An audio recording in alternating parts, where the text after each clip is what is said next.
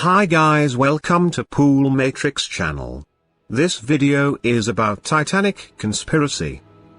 Approximately 12 p.m. on April 10, 1912, the new Royal Mail steamer Titanic, flagship of the White Star Line, cast off from Southampton, England, on her maiden voyage to New York.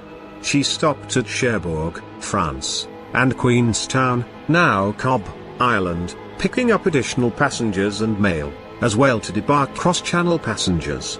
Steaming west from Queenstown, she carried 2,208 passengers and crew, an eclectic mixture of Edwardian society. From the affluent first class, the likes of Astor, Strauss and Guggenheim, to the largely forgotten third class and crew, with names such as Kirkham, Sage and Ward, each with their own unique story to tell.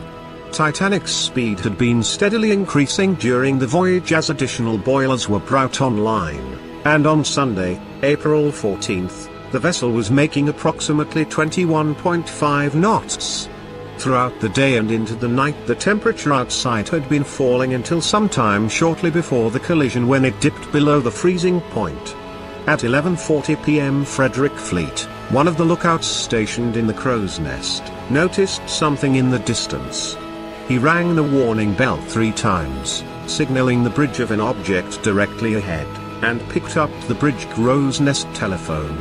A terse exchange over the telephone effectively warned the bridge of the impending danger. However, the warning had come too late to avert a collision. First Officer William Murdoch was entering the bridge from the starboard wing when the warning came and quickly ordered the ship's helm turned hardest aboard.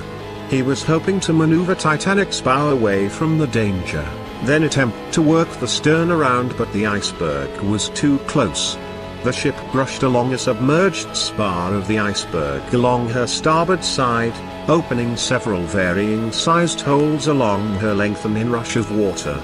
Thomas Andrews, the ship's designer from Harland and Wolff, informed Captain Smith that the pumps were incapable of keeping up with the amount of water entering the vessel and would only buy them some extra time.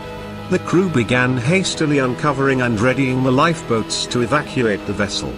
Being aware there was barely enough lifeboat accommodation for slightly more than half of those on board must have weighed heavily on the captain's mind. At 2:20 a.m., 2 hours and 40 minutes after the collision, the vessel broke in two and sank, taking with her over 1,500 lives. The Cunard Company's steamship Carpathia arrived on the disaster scene shortly after 4 in the morning. Her captain, Arthur Henry Rostron, expected to see Titanic, but was instead confronted with a lone green light, lying low on the water, one of Titanic boats. As daylight crept over the disaster area, lifeboat after lifeboat was sighted as they closed in on the Carpathia's position. The following hours were expended embarking the survivors and retrieving what little remained of Titanic, her boats. Shortly after sunrise the Leyland steamer Californian, commanded by Captain Stanley Lord, arrived. Rostron requested that the Californian continue searching the area for any survivors. He then turned Carpathia west and steamed for New York with 705 survivors. The world at morning began hearing news of the collision. Early stories of the disaster were often rushed and erroneous, relying on fragmented information coming from various stations.